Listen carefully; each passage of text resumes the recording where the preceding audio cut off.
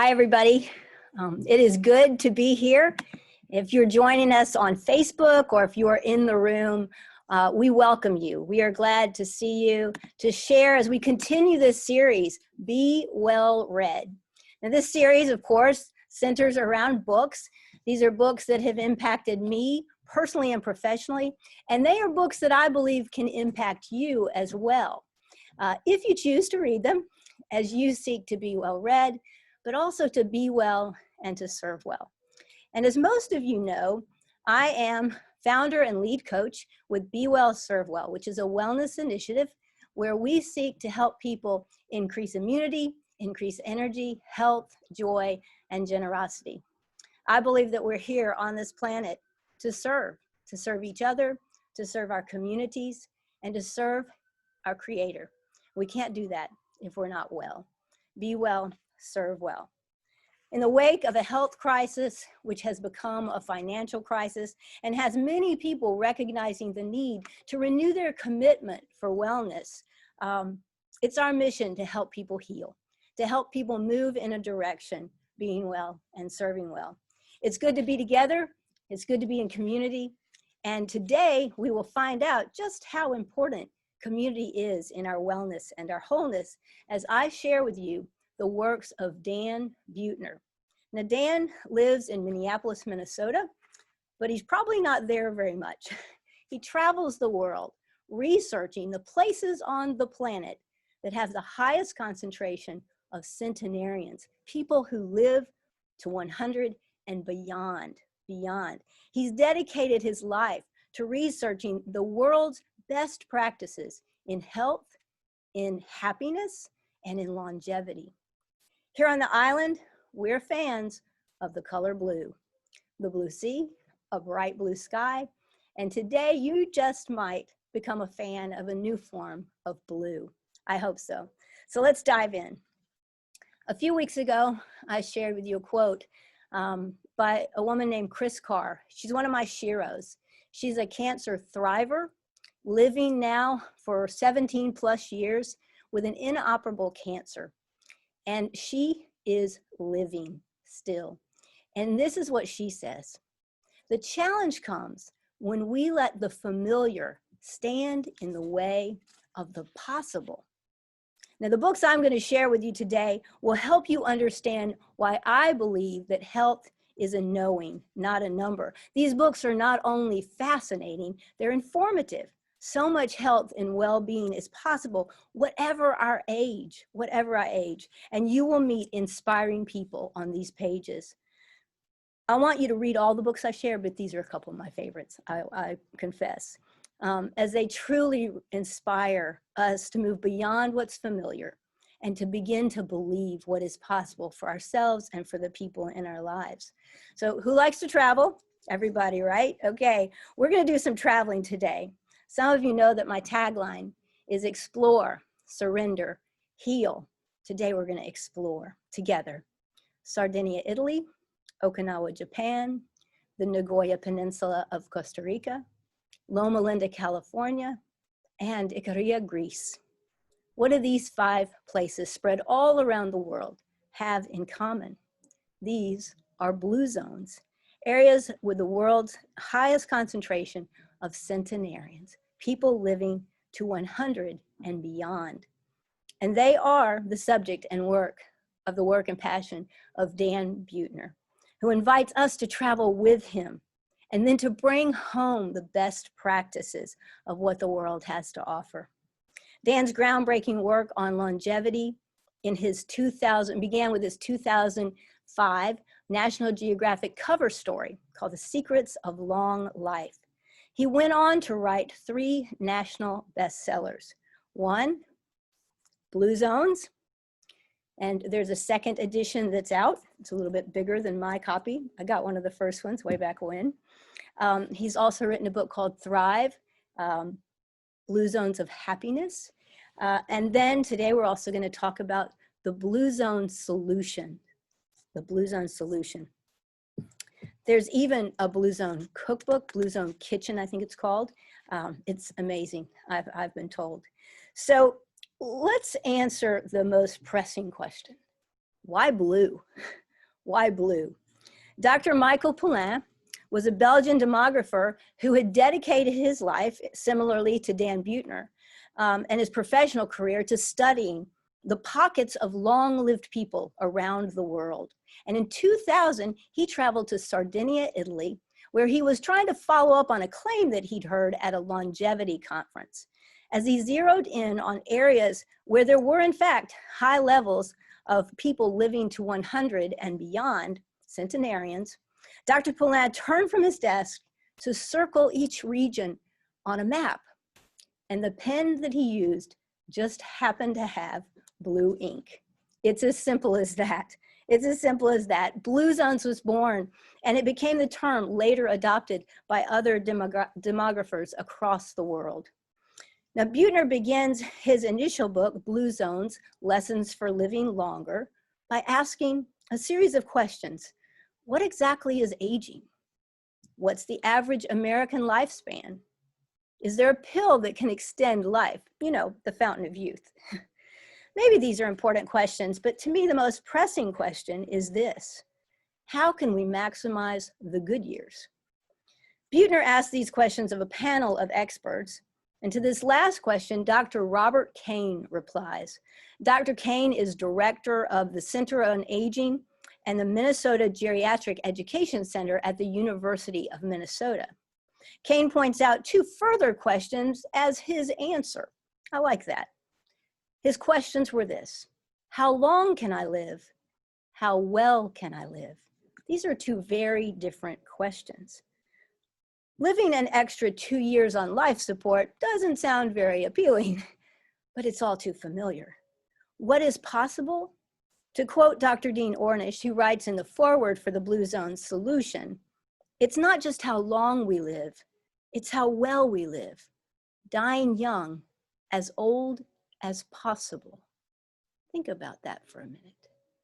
Dying young, as old as possible.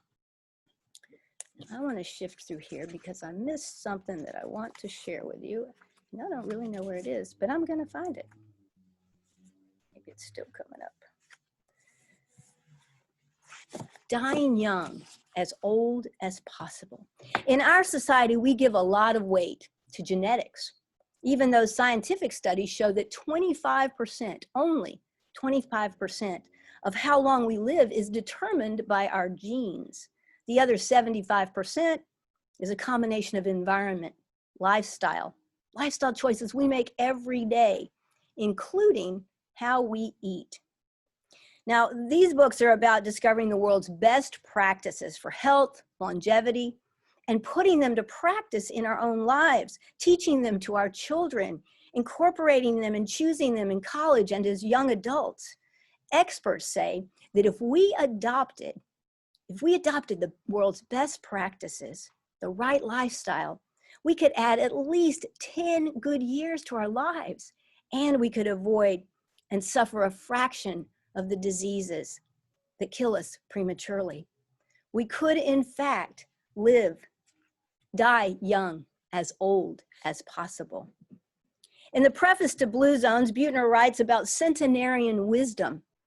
He says this: if wisdom is the sum of knowledge and experience, then centenarians have a lot to offer us. They have more wisdom than anyone else. We would do well to learn from some of the people we meet on our travels through the pages of these books. In Sardinia, Italy, there's a greeting, Akea, A-K-E-A. It's a greeting which roughly translates to, may you live to be 100. Can you imagine if we started to greet one another that way? Pam, may you live to be 100.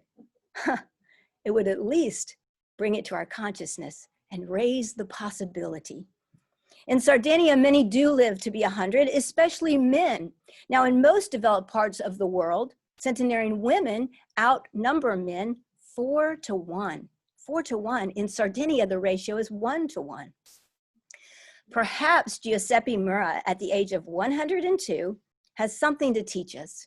Giuseppe spent most of his life working 16-hour days, first as a farmer and then as a shepherd. Physical labor without many modern convenience turns out to be an asset. And the steeper the terrain, research found, the longer people tended to live. So it would seem our idea of downsizing to a one-story home might not be the best idea. Moving naturally throughout the day is one of the lessons of the blue zones. The shepherds of Sardinia were gently walking up and down all day long, both in the pastures and in their villages. Everyday hikes by Sardinian shepherds can burn up to 490 calories an hour. 16-hour days, you can do that math. That's almost 8,000 calories burned a day. So let's explore a bit further east, traveling from Italy to Japan, Okinawa, Japan, to be exact, an exotic string of islands, beaches hemming a turquoise sea, blue zones in more ways than one. It is here where we find the world's longest living women. You knew that was coming, including Kamada Nakasato. In Okinawa, the word retirement doesn't exist. The idea of retirement never occurred to the Okinawan peasant. The family works together to carve out of life, and as they do, they honor their elders, looking to them for wisdom. No retirement homes, no assisted livings, no putting anyone out to pasture. Elders live with babies and children and teenagers and young adults, several generations within one household, with respect and understanding. And the impact of this lesson from the blue zones not only impacts the elders, it has impact on the adult children living in the house, lowering their diseases and increasing their immunity. Part of the wisdom of centenarians in all the blue zones is, of course, a lesson in eating wisely. For those over 100 in Okinawa, there's a simple phrase that they learned earlier. It's a phrase or a blessing that they offer before each meal. Hari Hachi Bu. These words translate to eat only until you are 80% full. They know that it takes 20 minutes for our bodies to tell our brains we're full. It's a form of calorie restriction without the deprivation that slows the body's metabolism. It produces less oxidation and then less inflammation, which slows the aging process. Hari Hachi Bu. Kamada also practices a daily ritual called moai, joining a group of lifelong friends every afternoon for a sip of sake or tea and gossip. The connection goes deeper than gossip, though. These are people who have been there for each other. They will be there for each other, and they are there for each other. We've learned during the pandemic that connection matters. In whatever safe forms we're able to gather like this, continuing to connect, continuing to be in community. This is another lesson of the blue zones. Moai matters. When asked, what's the secret to living to 102 years old, Kamada replied like this. I used to be very beautiful.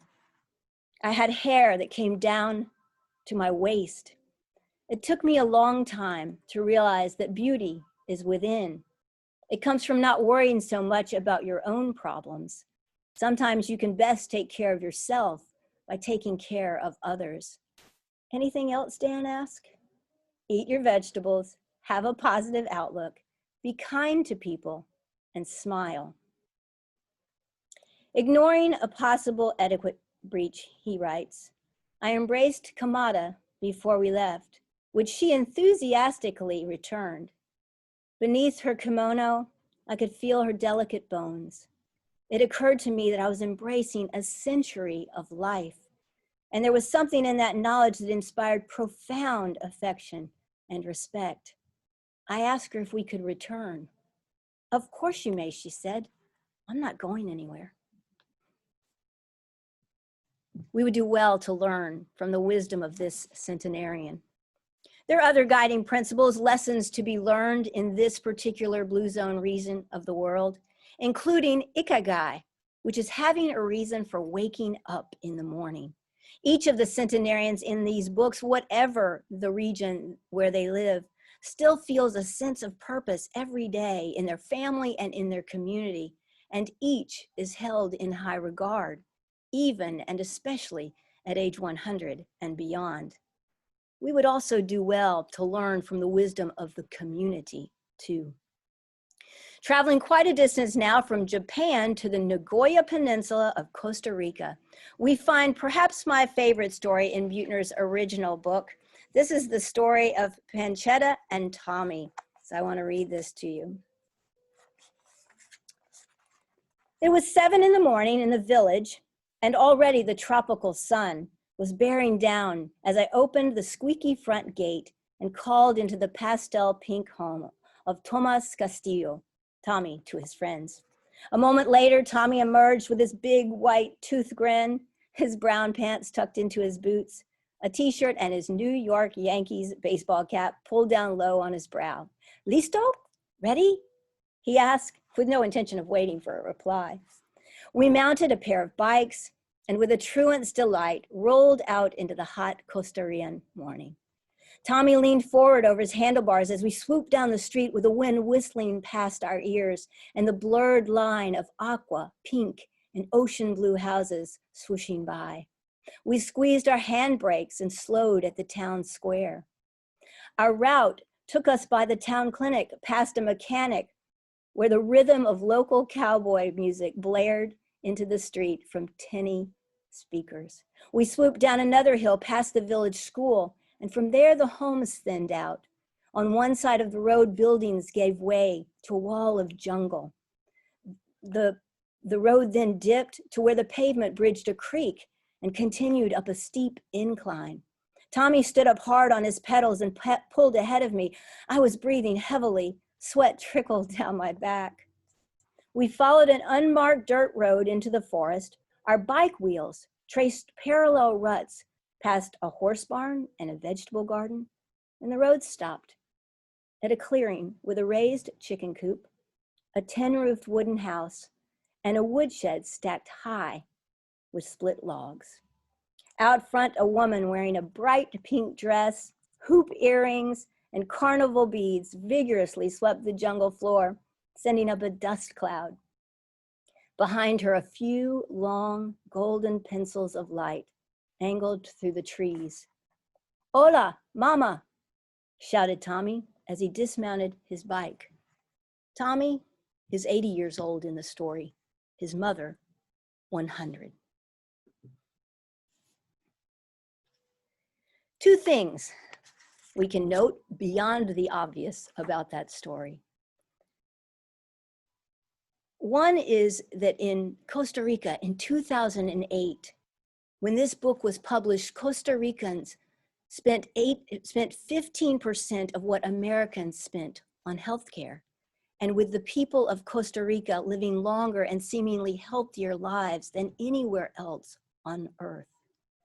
And then also, the caption of a photo of Panchetta notes that she was resting following her day of cooking, splitting that wood, and using a machete to clear brush from her front yard.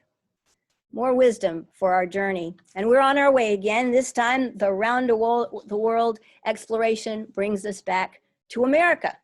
And another story, Marge Jetton began her day with prayers and power walking.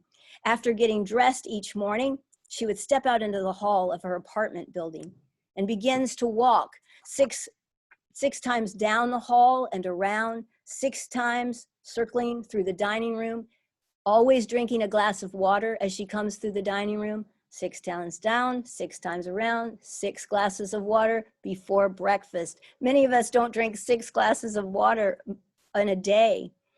Like centenarians in other countries, Marge has a plant-based eating lifestyle, what Buettner refers to as the plant slant. You know I like that. It clearly fuels her energy. Stick with me and listen. After a breakfast of oatmeal, Marge continues her activity, heading down to the exercise room, where she jumps on an exercise bicycle and pedals between 6 and 8 miles a day. Next, she picks up a pair of 5-pound weights and runs through a series of lifting and stretching movements. Following these morning activities, you might find her in the community garden where she grows tomatoes and corn and flowers and roses On certain days, she volunteers. Marge delivers recyclable bottles to a woman on welfare who will redeem those bottles for deposits.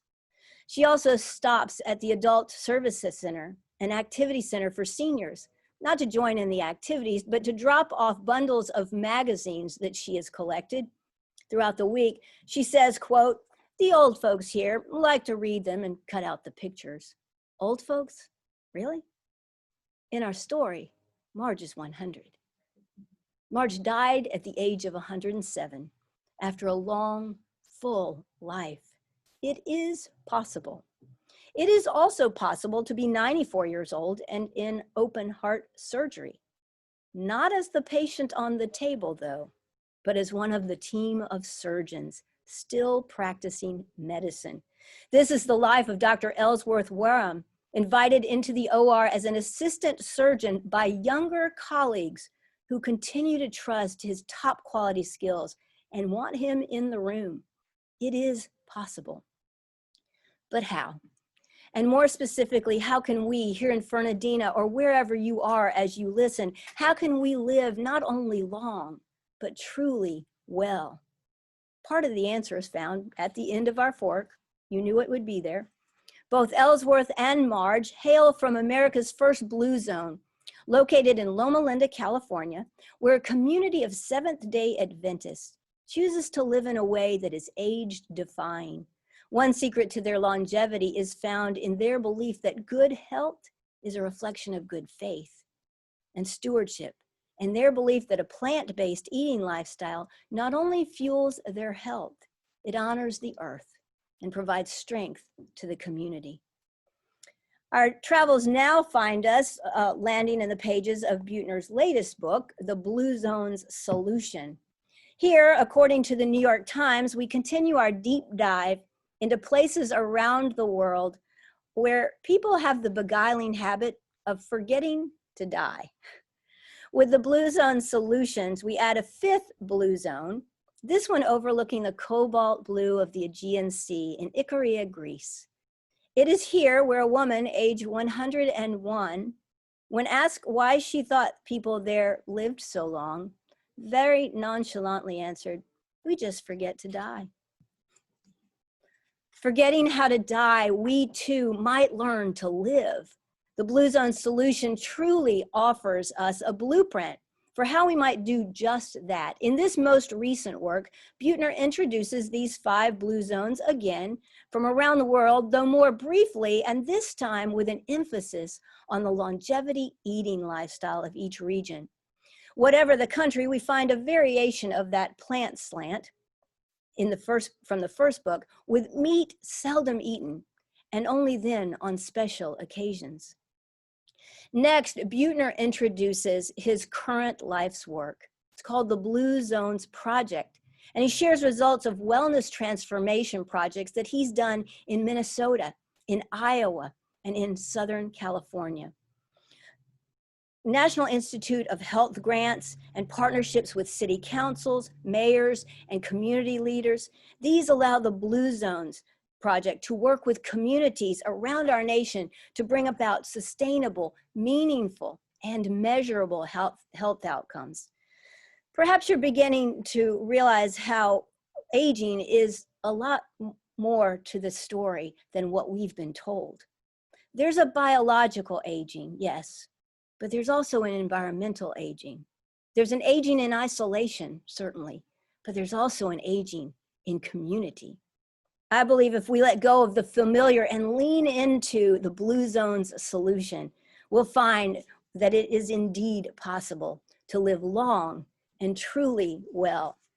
So let's travel one more time. We're going to go to North Karelia, Finland, where in 1972, an international team of academics identified a major public health crisis. Middle-aged men were dropping dead of heart attacks at the highest known rates in the world. To address the problem, they appointed a 27-year-old physician who also had a master's in social sciences. And he decided to shift the focus from trying to change individual behaviors to changing the physical and social environments in which the individuals lived. Here are some of the results. Smoking rates dropped from 52% to 31%. The mortality rate of coronary heart disease in middle-aged men, these that we were concerned about, was reduced by 73%. Life expectancy for men rose by 7 years, and for women by 6 years.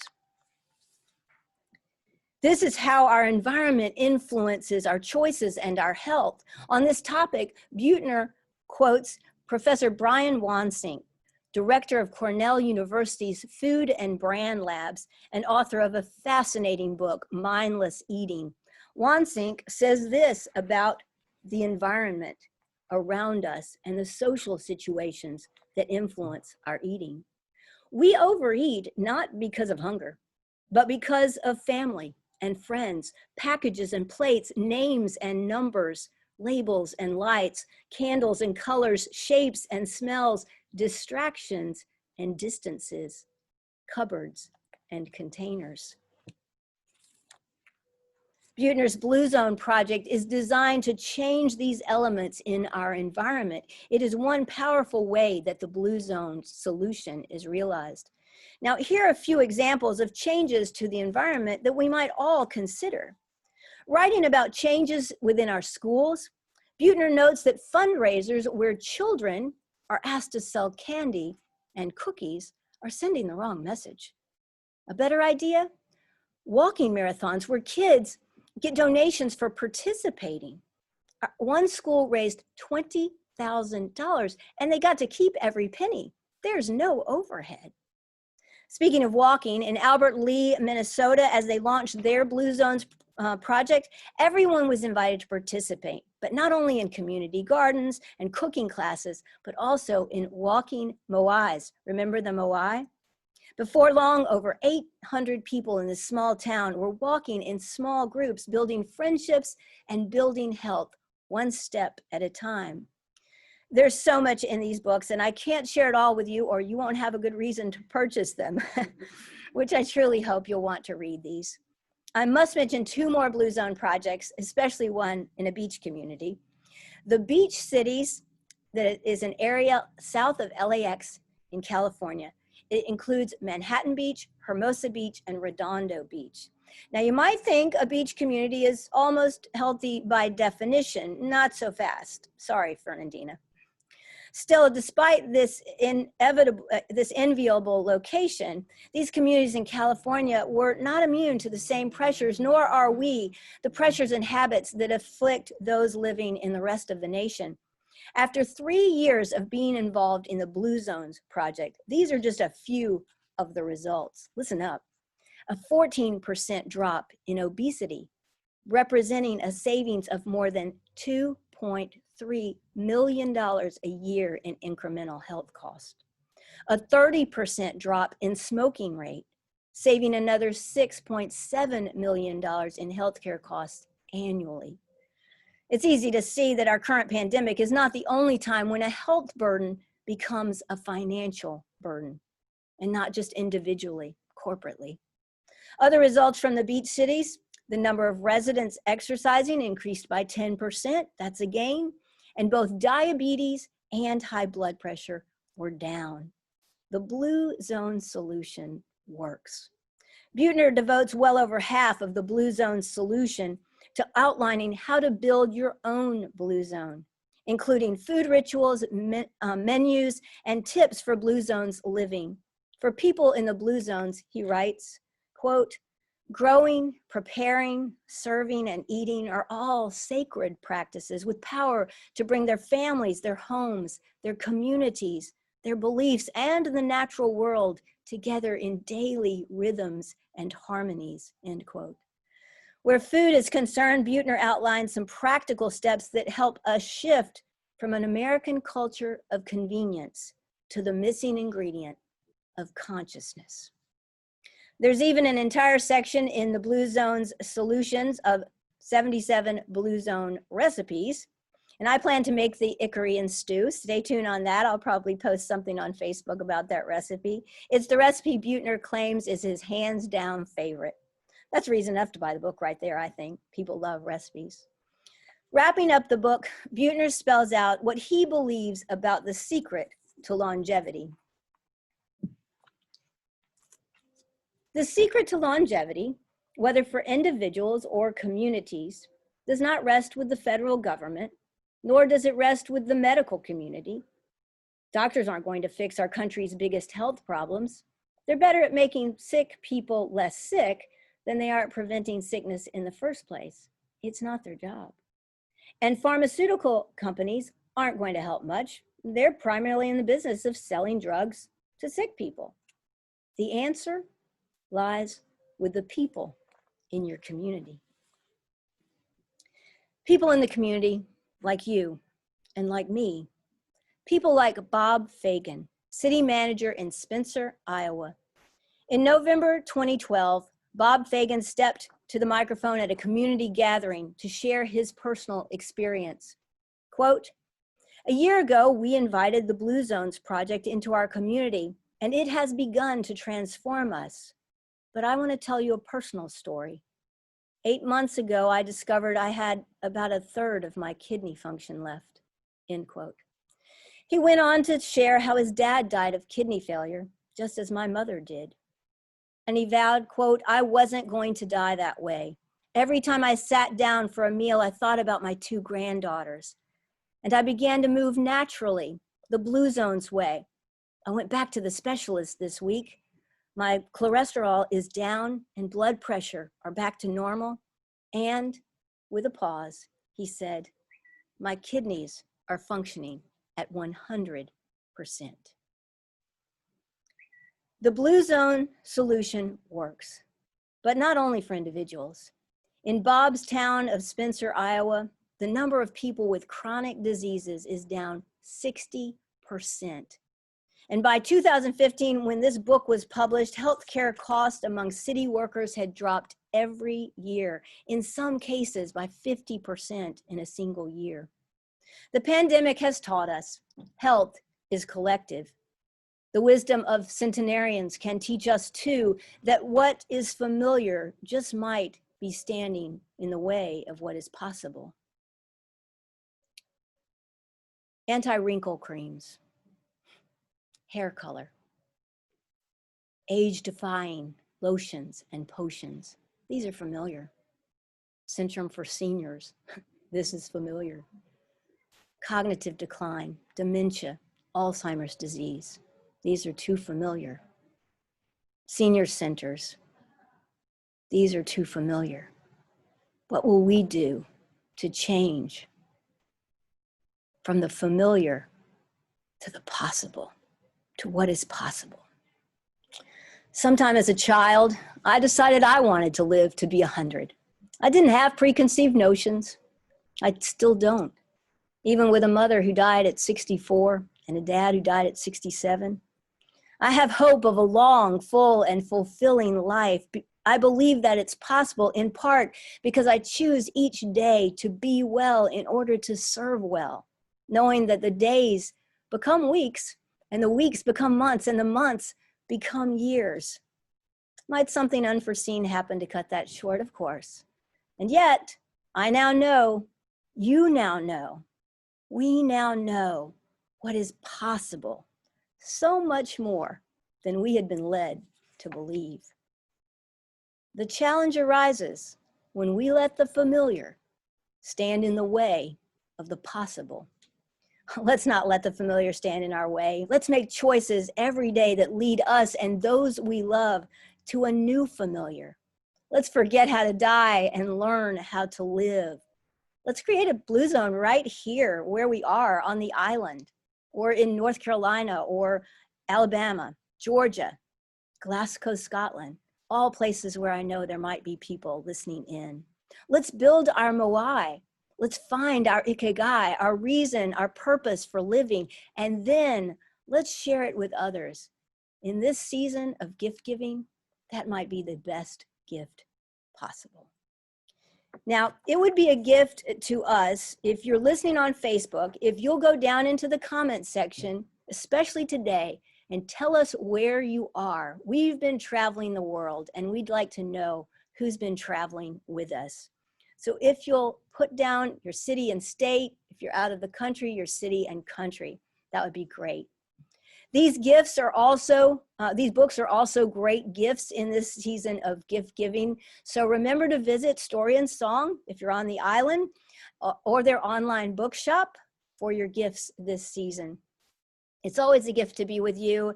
I thank you for joining me. I thank those who are in the room today. This is an absolute treat, and I'm very grateful for it.